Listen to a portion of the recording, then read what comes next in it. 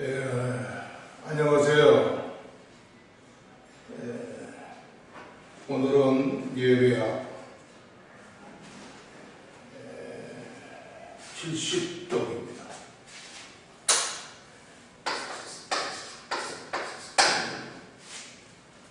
주빙길리 예배.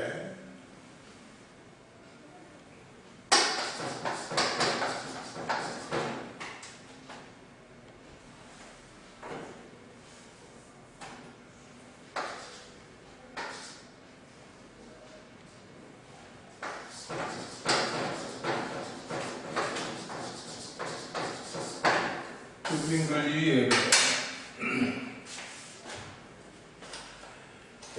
주빙길리는 예배 개혁에 가장 강력한 영향을 발휘하고 또 종교개혁에 굉장한 파문을 확산시키는 데 이직을 담당한 사람입니다. 그의 종교적 태도는 언제나 루터부터 지성적이고 과격을 했어요.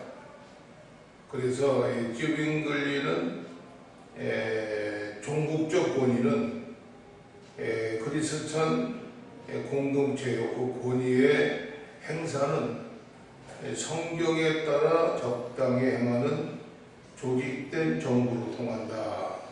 성경의 명령만이 구속력을 가졌다라고 주장을 한 사람입니다. 따라서 예배 순서나 의식에 대한 그의 태도는 루터의 계열과는 완전히 달랐죠. 그는 다른 어느 개혁자보다도 예배 의식을 간소화했습니다. 그래서 이 주빙길리의 가장 극단적인 개혁은 자신이 음악가였음에도 불구하고 예배 가운데 오르간을 비롯한 제반 악기의 사용과 또 시편 교독 대신하는 회중들의 찬송을 모두 삭제했던 것을 볼 수가 있어요. 그는 예배 가운데 있어야 할 가장 기본적인 요소는 성경 봉독과 기도, 또 죄의 고백, 그리고 설교만을 강조하는 의식을 내세웠죠. 그리고 루터와는 달리 미사를 예배의 규범으로 간주하지 않고 주님의 만찬은 1년에 4회면 충분하다고 생각했고, 또 주님의 만찬은 원래 상징적이라고 믿었습니다. 1525년에 독일어 예배 의식에 있는 성찬 예배 순서를 보게 되면 먼저 성찬 준비, 그 다음에 기도, 그 다음에 성경 봉독, 그 다음에 사도신경, 이렇게 했습니다. 말씀 예배 때. 또 성찬 시계는 권면, 성찬상으로 다가서기, 또 주기도, 또 겸손히 나아감을 위한 기도, 또 성찬 제정의 말씀, 배분, 떡과 잔을 회중에게 나눴죠. 그 다음에 성찬 후에 시편 교독, 그 다음에 기도, 그 다음에 폐회했습니다. 이 주빙길리는 중세 교회의 교리와 의식에 대해서 대단히 자유로운 관계가 있었고, 그의 신학은 루터보다도 풍부했고 충실했다고 볼 수가 있어요. 그래서 이 면죄부에 대한 그의 이치와 그것에 대항한 그의 태도는 루터보다는 급진적이었다라고 볼 수가 있죠. 그러므로 주빙길리는 로마 가톨릭 교회를 루터만큼 동정하지 않았다고 볼 수가 있습니다. 그다음에 73쪽입니다.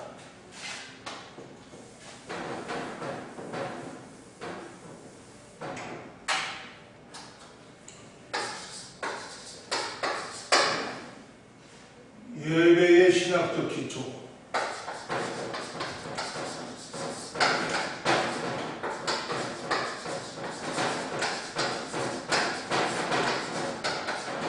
예배의 신학적 기초를 볼 수가 있어요.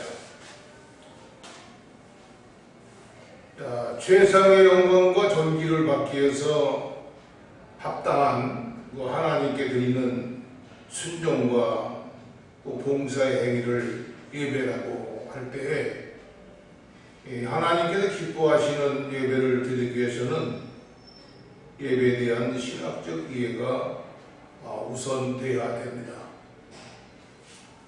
또 예배는 그 자체 안에 신학을 동반하고 있고 또 예배자들의 신학이 예배의 성경을 결정하기 때문에 기독교적 예배가 무엇인가를 성경 안에서 바로 찾는다면 우리가 제기하는 예배의 여러 문제들을 쉽게 개선할 수가 있습니다. 신학 없는 예배는 불가능하고 또 예배 없는 신앙이란 있을 수가 없죠. 그러니까 예배의 신학은 보이지 않지만은 함께 있고 또 드러나지 않지만은 서로에게 결정적인 영향을 끼치는 불가분의 관계라고 볼 수가 있습니다. 또 예배와 신학의 불가분리성에 대해서 레이건 교수는 신학을 결정하는 것이 예배를 결정한다는 가정을 언제나 명성을 해야 한다라고 얘기를 했어요. 또 지글로 박사는 신학 없는 예배는 감상적이고 유약하며 예배 없는 신학은 냉랭하고 생명력이 없다 이렇게 말을 했습니다. 이 예배에 대한 신학적 예배가 예배의 성격을 결정하고 생동력을 가져다 줌을 지적하고 있는 말씀이죠. 교회 안에는 이미 나름대로의 신학적 이해의 기초를 해서 공인된 예배 형식과 또 전통적인 예배 형식이 공존하고 있죠. 이러한 것들을 기본적으로 성경의 테두리 안에서 바람직한 예배의 신학으로 결성을 발전해 나가고 있었습니다. 그러므로 그리스도인으로서 예배에 참여한 사람을 자신이 무엇 때문에 와 있으면 어떤 하나님을 위해서 예배에 자리에 있는가를 반드시 알아야 한다라고 얘기했습니다. 예배 신학의 두 차원입니다. 예배의 신학의 두 차원.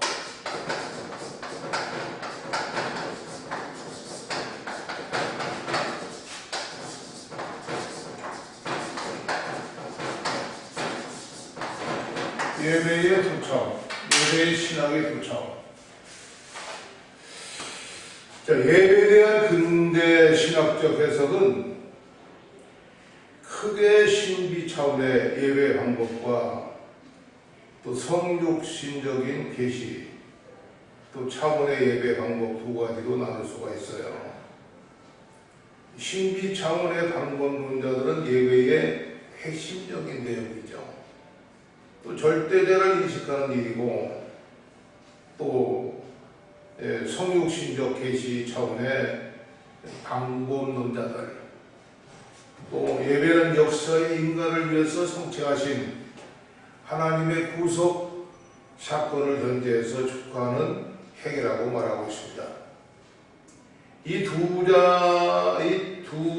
장의 근본적인 차이는 이들이 본 하나님에 대한 이해에서 비롯된다고 할 수가 있고, 신비적인 방법론자들은 하나님의 존재를 공간적 시각에서 바라보려고 합니다. 그러니까 성육신적 방법론자들은 하나님을 시간 속에 오신 예수 그리스도의 관점으로 이해를 했고, 그러나 계시와 신비 차원의 어느 한쪽에 치우치기보다는 조화를 이루는 것이 중요하다. 하나님은 이 두 차원의 모두를 포괄하고 계시기 때문이라고 얘기했습니다. 자, 공간적 관계에서 살펴볼 때 하나님은 무변성을 가진 분으로 모든 공간을 초월하고 그 동시에 그의 전 존재와 함께 공간의 모든 지점에서 현존하신다고 열왕기상 8장 27절과 시편 66편 1절과 또 시편 139편 7절부터 9절까지 말씀하고 있어요. 또 예배 계시 차원에서 보면 하나님은 어떠한 지점이나 한 공간에 영원히 머무르는 것이 아니라 시간 속에서 새로운 역사를 창조하신 하나님으로 이해를 해야 합니다. 그러므로 예배는 역사와 인간을 구속하신 하나님의 사역을 체험하고 축하를 하는 일이죠. 그러니까 절대자를 인식하는 신비 차원의 예배 신학은 하나님의 계시와 감동하에 예배자를 둠으로써 샤머니즘이 예배 영성, 즉 현세, 기복과 예배의 도구와 소원 성취나 강복 기원 같은 거짓 예배와 영성의 오류에 빠지지 않게 해야 합니다. 반면에 성육신적 계시 차원의 신학은 그 불교의 영향에서 비롯된 탈역사와 탈성령화에 대한 치료일 뿐 아니라 유교에서 나온 한의 심리적인 메커니즘이 낳은 심리적 억압을 치유하는 기도이기도 합니다. 다른 한편 신비 차원의 예배 신학은 지성적 합리주의에 대해서 성육신적 예배 신학은 감정주의란 양극단뿐만 아니라 예배의 연대성의 결역에 대한 해답이 되는 겁니다. 합리주의적 사고와 신앙의 바탕을 둔 예배는 아주 냉랭하고 무감동적이고 또 감정에 치우친 예배는 현실성을 결여하고 예배 인도를 비롯한 참여자 모두는 반드시 이 차원의 예배의 신학의 균형을 유지를 해야 합니다. 두 번째는 그 다음에 예배의 신학적 균형을 봅니다.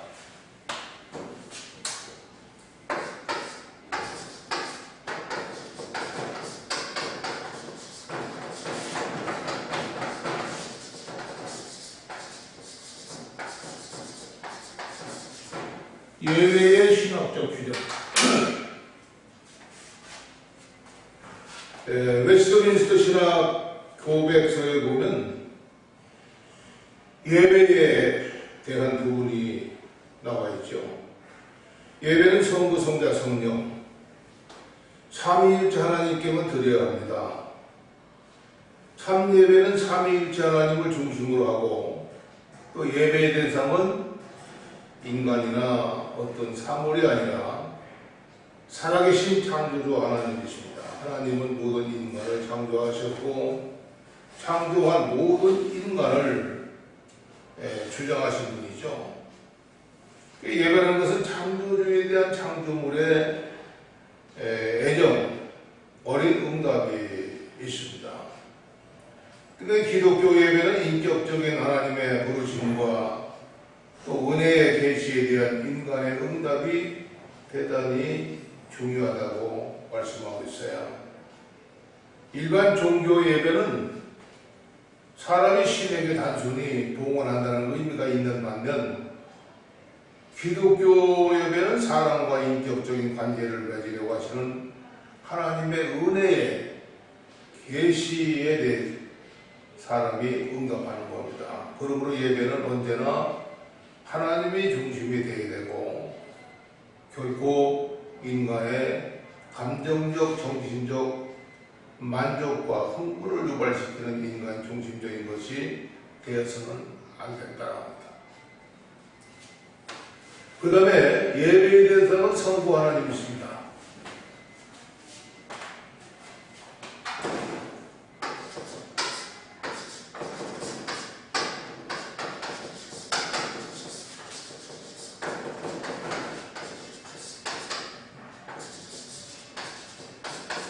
성부 하나님이시다.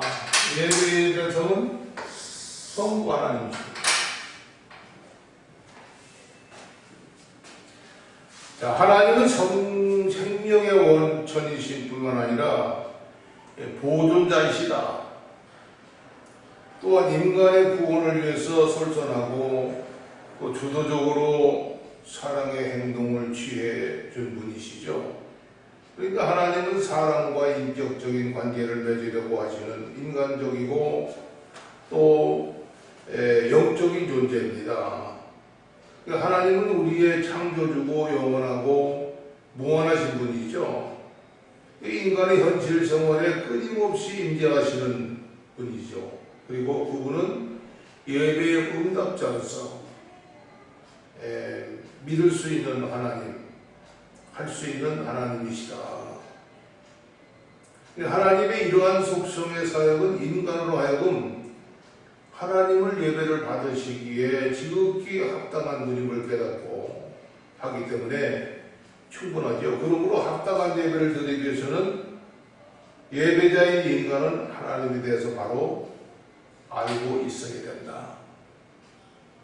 예배의 주체는 성부 하나님이시죠. 다시 말해서 인간인 예배를 드리는 것이 아니라 성부 하나님께서 우리를 하여금 예배를 드리도록 인도하시는 겁니다.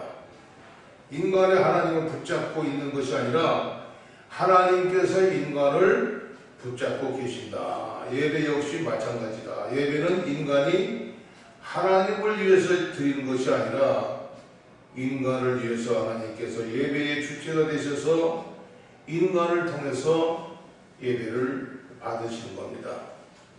그러니까 인간이 하나님을 택한 것이 아니라 하나님께서 인간을 택하셨다는 사실이 우리 하나님께서 예배의 주체가 되시고 또 예배의 대상이 되시는 것을 분명히 드러낸 말씀이죠. 자, 예배자가 예배의 대상인 하나님을 어떻게 이해하고 있느냐? 자, 예배드리는 예배자의 태도에 진실성과 밀접한 관계가 있습니다. 하나님에 대한 예배자의 이해는 예배의 신학적 기초의 가장 근간을 이루는 문제예요. 그러므로 성부 하나님에 대한 이해가 선행되지 않는 예배의 신학적 논의는 무의미하다고 볼 수가 있죠. 그 다음에 예배의 중보자는 누구냐? 예수 그리스도시다.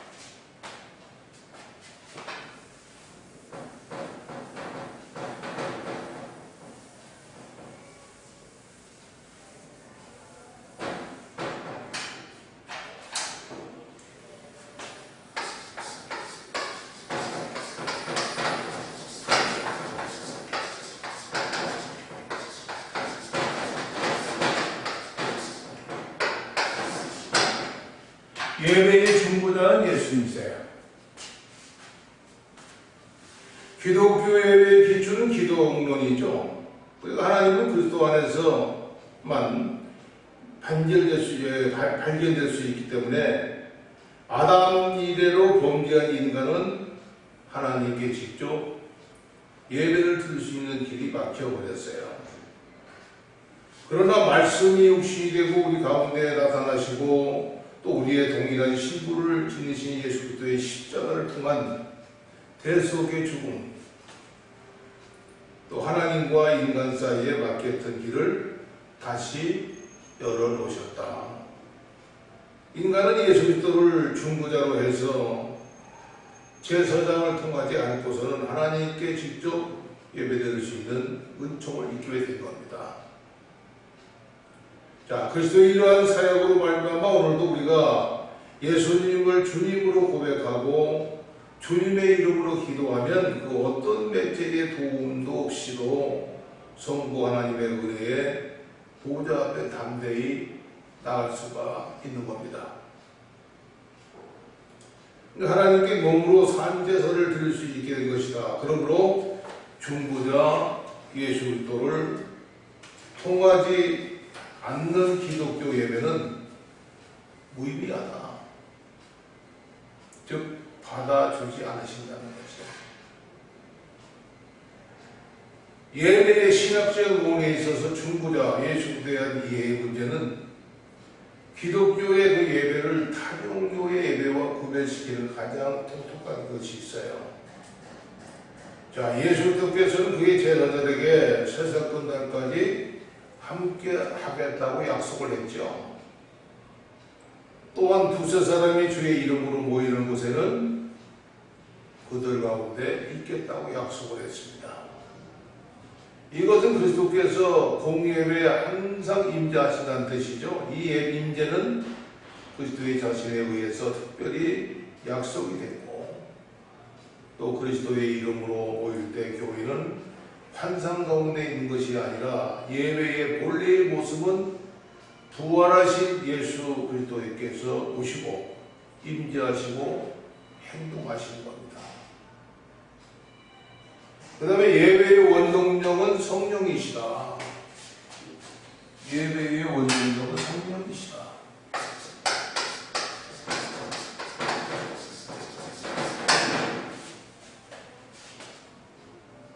예배의 원동력은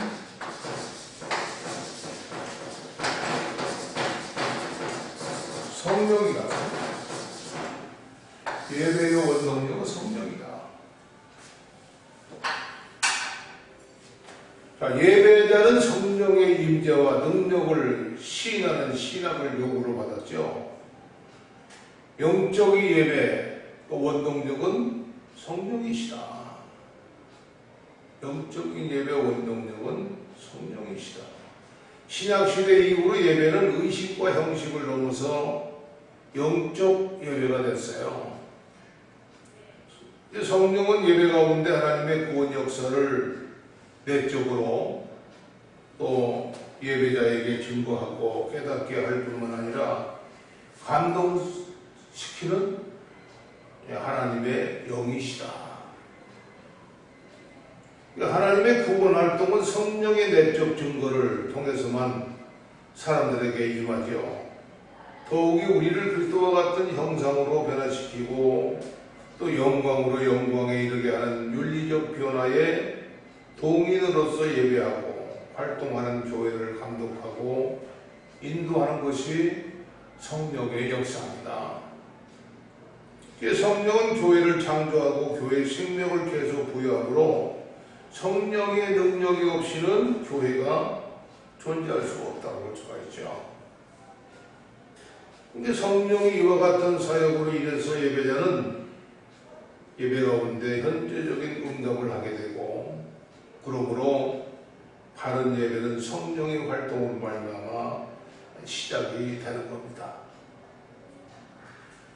예배의 진실성 여부는 얼마나 성령의 다스림 아래 신령과 진정으로 드러나느냐 달려있는데, 하나님의 구원 사실에 대한 하나님의 응답이고 또 축하를 갖다가 예배할 때에 놀라운 구원의 사실이 절실하게 느끼지 않는 한 예배자의 진정한 응답은 결코 있을 수가 없습니다. 여기에 바로 예배자의 성령 사역의 중요성이 있는 것이 있는데, 그러므로 예배의 형태는 다양하겠지만은 그 예배의 실현은 성령께 의존해야 한다는 사실을 각 예배자가 명심하고 성령의 감동에 인도하심을 예배에서 기대를 해야 합니다. 그 다음에 예배는 본질적으로 공동체적인 행위다. 예배는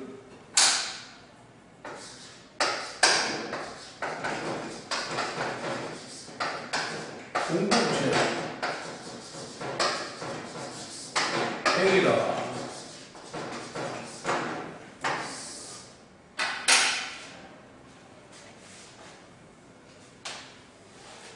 자, 예배는 고립된 개개인의 행위가 아니라 교회 전체의 행위입니다. 그러니까 예배는 경건한 개인들의 모임이 아니라 교회의 주와의 직접적인 관계 속에서 이루어지는 하나의 공동체 행위라고 볼 수가 있어요. 서로의 개성과 또 하나님과의 개별적인 신앙관계를 인정하지 않는다는 뜻이 아니라 모든 그리스도인들은 하나님 앞에서 한 형제요 가족이라는 연대성을 인식하고 있어야 하는 겁니다. 성경은 교회를 그리스도의 몸이라고 했죠. 또 그리스도는 그 몸된 교회의 머리, 또 교회는 조직적 기구 이상이고 교회는 예배를 통해서 예수 그리스도의 구원 사건을 생각나게 할 뿐만 아니라 죄악과 사망을 가지고 부활하신 주님께서 살아서 임재하심을 증거하는 겁니다. 한 걸음 더 나아가서 그리스도의 몸된 교회는 공동체의 행위로서는 예배라는 신진대사를 통해서 날마다 새롭게 갱신이 되고 또 그리스도의 장성한 분량이 충만한 데까지 이르게 한다고 말씀하고 있어요. 그럴 때 예배를 드리는 세계 교회들은 하나의 거룩한 공예로서 성도가 서로 교통하는 또 교회의 본질을 이탈하지 않게 해야 합니다. 그런 점에서 교회 예배는 신학적으로 하나의 공동체의 의미를 갖고 있어요. 신학적으로 공동체의 의미를 갖고 있다. 또 예배는 그리스도인의 전 삶입니다.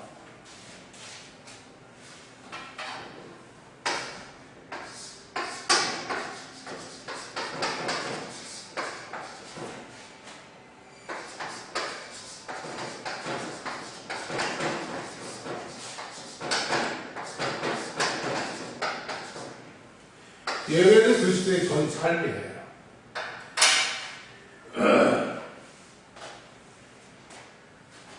자, 예배는 하나님께 드리는 것이고 그 동시에 하나님께로부터 사명을 부여받고 세상에 나가는 거죠. 그래서 하나님께서는 단순히 예배를 받는 존재로만 끝나지 않고 그 앞에 제단을 쌓고 있는 무리들에게 사명을 갖다가 부여하신 겁니다. 따라서 예배자는 신령과 진정으로 하나님께 예배를 드림과 동시에 하나님께로부터 사명을 받아서 세상 속에서 또 그리스도의 증인이 되고 생활 속에서 그리스도인으로 살아가야 하는 겁니다. 웨스트민스터 소요 문답 제1항 보게 되면 이 모든 것을 하나의 간단한 문장으로 요약하고 있는데 사람의 첫째 되는 목적은 하나님을 영원롭게 하는 것은 영원히 그를 즐거워하는 것이다 그랬어요. 하나님을 즐거워하는 게 뭐예요? 하나님의 예배죠. 예배를 받기를 즐거워하신다. 자, 우리는 사무실이든 공장이든 우리의 일터 어느 곳에서 하나님께 예배를 드릴 수가 있어야 됩니다. 교회를 섬길 일이나 지역사회에 봉사하는 일을 아이를 가르치나 양육하는 그런 등 가사 일을 하면서도 하나님께 예배를 드릴 수가 있어요. 참 예배는 참속의 모든 행위와 분리될 수가 없지만은 참된 삶도 예배와 분리될 수가 없는 겁니다. 아무리 훌륭하고 장엄한 의식으로 하나님께 예배를 드릴지라도 예배자의 삶이 하나님의 뜻에 합당하지 않는다면 그 예배는 하나님을 기쁘시게 하는 진정한 예배가 될 수가 없죠. 여기에 바로 그리스도인의 삶과 또 유리되지 않는 예배의 신학적 연속성이 있다고 볼 수가 있는 겁니다. 자, 이제 제5호입니다. 예배와 성례.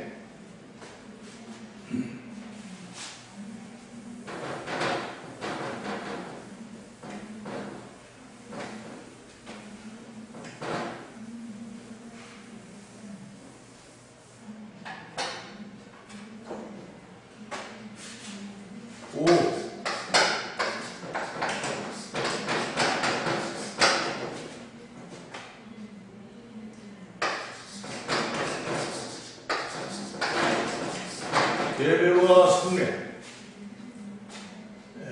83쪽입니다.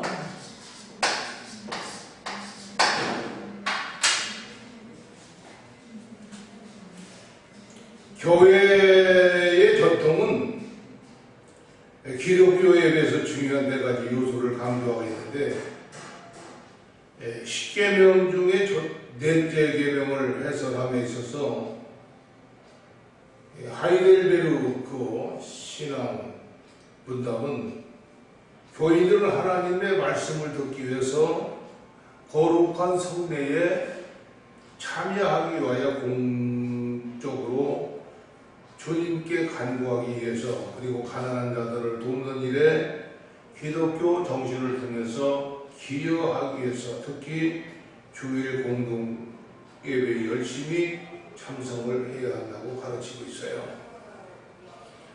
기독교 예배의 요소들은 하나님의 말씀과 성례와 또 기도와 친교의 삶에 대한 의식적 증거라고 할 수가 있죠. 이 말씀의 성례는 기독교 역사의 시초부터 분리될 수가 없는 관계를 가진 은혜의 강편입니다. 그러니까 이 말씀은 절대적으로 필요하죠. 성례는 그렇지 않고, 말씀은 신앙을 일으키고 강화하나 성례는 신앙을 강화하는데 요용하고, 말씀은 온 세계로 전달돼서 성례는 오직 믿는 자들에게만 베풀어진 겁니다.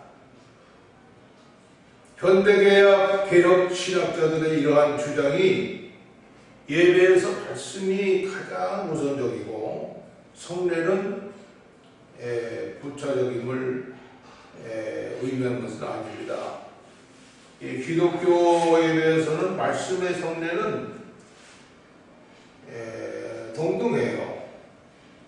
또 양자는 불가분의 관계임을 알아야 되고, 하이델베르크 신앙 문답은 성례는 복음의 약속을 더 잘 이해하도록 하는 보이는 표시라고 가르치고 있습니다. 그래서 성례는 교회를 위한 것으로서 칼빈이 말한 대로 하나님이 약속에 대한 그러한 표시고 보증이 되는 거죠. 그러니까 칼빈은 기독교 강요에서 보면 성례의 정의하기를 우리의 신앙의 연약함을 또 바치기 위해서 하나님께 선의의 약속을 우리의 양심에 인치신 외적 표라고 말하고 있습니다.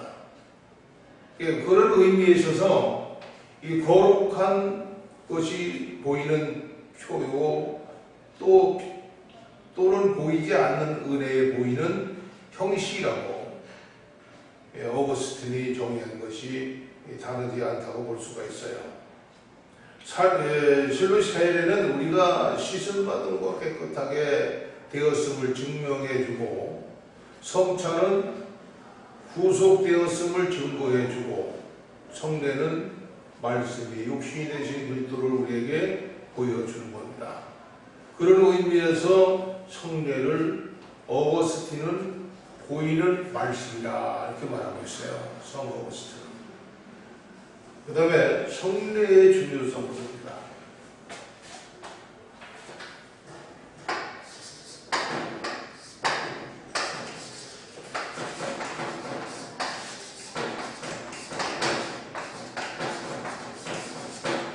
성례의 중요성. 예배의 성찬의 성례는 구원받은 그리스도 안에서 역사하신 하나님의 은혜의 형편이라고 볼 수가 있죠. 기독교에는 2가지 요소가 말해진 어떤 것과 행해진 어떤 것의 융합으로 구성되어 있는데, 이 양자는 계시와 구원에 대한 동일한 하나님의 말씀 동시에 그 융합이라고 볼 수가 있습니다. 여기서 후자는 성례를 의미하고, 그것은 하나님의 은혜를 전달하는 보이는 말씀, 또 성례는 하나님의 용서와 은혜의 복음을 구체하고 설명을 합니다. 따라서 주도적 역할하는 것은 하나님의 행위지 결코 예배자들의 경험이 아니에요. 기도는 우리가 만든 선물이고 희생제입니다. 그러나 성례는 하나님께서 만드신 선물이고 희생제다. 그러므로 우리는 기도를 통해서 하나님께 나가고 하나님께서는 성례를 통해서 우리에게 찾아오시죠. 그래서 이 포사이드 말은 성례의 중요성을 잘 표현하고 있어요. 세례에서 가장 중요한 것은 우리의 봉헌이나 믿음이 아니라는 겁니다. 거듭나게 하시는 하나님이 주권적인 은총이다 했어요. 그리고 성찬서 가장 중요한 것은 떡을 떼는 것과 포도주를 붓는 수단을 통해서 예배자들에게 자신을 떼어주는 그리스도이시다. 그렇다고 성례에 있어서 인간의 역할이 대단히 중요하지 않다는 의미는 아니다. 인간의 구원 사역에 있어서 언제나 하나님의 주권적인 역사하심이 제일이고 또 인간의 행위는 부차적인 것과 같이 성례에도 그러하다는 의미입니다. 너희가 그 은혜를 인하여 믿음으로 말미암아 구원을 얻었나니 이것이 너희에게서 난 것이 아니요 하나님의 선물이라. 에베소서 2장 8절 말씀이죠. 근데 예배자들이 믿음으로 참여할 때 성례, 그리고 하나님께서 그들 안에서 역사하시는 은혜의 방편이 되는 겁니다. 성례는 그리스도인의 공동체 의식을 재확인하는 것이고, 세례와 성찬이 성례를 통해서 예배자들은 그리스도의 하나 되는 경험과 함께 그리스도의 몸인 신앙의 공동체의 성으로서 성도의 교제를 하고 신앙의 공동체 안에서 서로의 덕을 세워나갈 수가 있는 겁니다.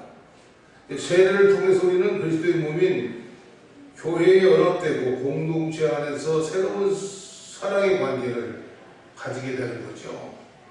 그리고 성찬을 통해서 우리의 신령을 양육하고 신앙을 강화하고 또 교회 안에서 사랑의 관계를 지속할 수가 있게 되는 겁니다.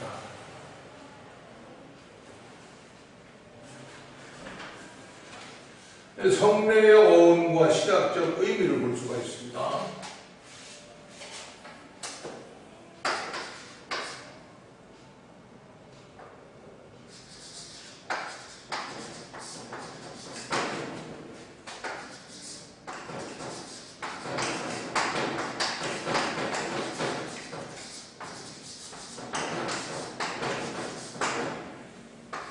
성례의 어원과 신학적 의미.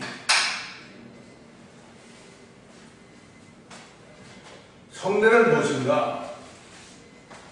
성례는 무엇인가?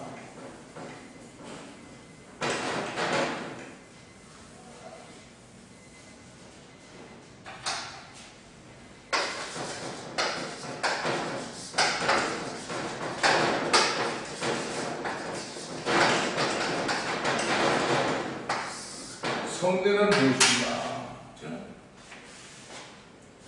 성례는 신비 또는 비밀이라는 뜻이죠.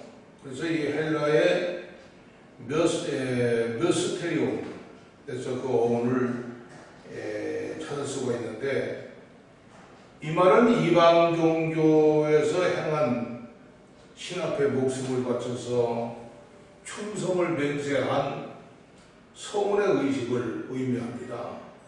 특히 로마군인들이 맹세 의식에 사용되었다고 하죠. 근데 이 교회 역사에서 이 단어를 맨 처음 사용한 사람은 3세기경 로마 교회의 교부인 터툴리안으로 알려져 있어요. 그가 그리스도를 위해서 목숨을 바치기로 약속하신 후에 세례를 받고 성만찬에 참여하는 예절을 갖다가 가리켜서 거룩한 예식, 곧 성례라고 칭했죠. 그 아래로 기독교 예전의 전문 용어가 된 겁니다. 근데 성례는 세례와 성찬으로서 주 예수 그리스도께서 친히 제정한 것이죠.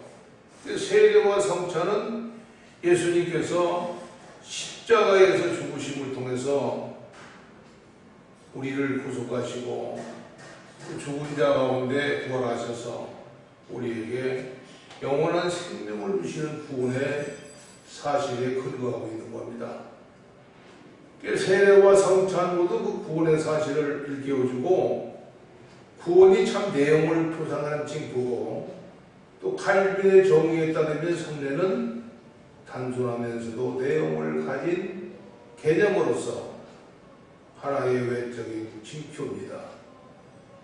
또 주님께서 우리의 마음에 세우신 언약을 그것으로서 인치해서 우리 신앙에 연약하게 될 때에 보호하시고, 또 주님께 대한 우리의 신앙을 천사들과 사람들 앞에 증거하시는 것이라고 말하고 있습니다. 세례는 신자가 기독교 신앙에 입문할 때 단 한 번 맞는 만년에, 성찬은 평생토록 계속하는 겁니다. 언제까지? 주님 오실 때까지입니다. 세례는 예수 그리스도를 말미암아 의롭다함을 믿는 일, 즉 칭의와 부응하는 것이고, 성찬은 그리스도 안에서 성결한 생활을 하고 새롭게 되는 성화에 부응하는 의식이라고 볼 수가 있어요. 자, 우리는 세례와 성찬이라는 두 의식을 통해서 우리 죄를 사하기 위해서 피 흘리신 예수 그리스도의 죽음을 기념한 것입니다. 그리스도의 밖에 있던 한 사람이 로마 황제에게 바치던 모든 충성을 버리고 그리스도를 생명의 주님으로 모시기로 약속하고 그 거룩한 성만찬에 참여하는 것은 하나의 신비한 교명으로 해석이 되는 대사건입니다. 이러한 교훈을 포함하고 병든 자가 고침을 받는 일과 같은 성만찬 앞에서의 많은 이적들을 성도들에게 성례전을 하나의 신비한 사건으로 인식하게 했고, 많은 사제들도 그러한 입장에서 침례를 하게 된 겁니다. 그러나 어거스틴은 성례전이라는 신비한 기적을 일으키는 예식이 아니라 인간의 구원과 불가시적인 하나님의 신비한 진리를 설명하는 말씀 속에서 보여지는 가시적 기적의 표적이라고 설명하고 있어요. 그로부터 성례전은 더 이상 신비의 상징이나 추상적인 이름으로 이해를 되지 않고 순수한 세례와 성찬의 예전 속에서 그리스도의 하나 되는 경험과 함께 하나님을 만나는 엄숙한 예절로 이해를 하고 있습니다. 자, 성례의 신학적 의미를 봅니다.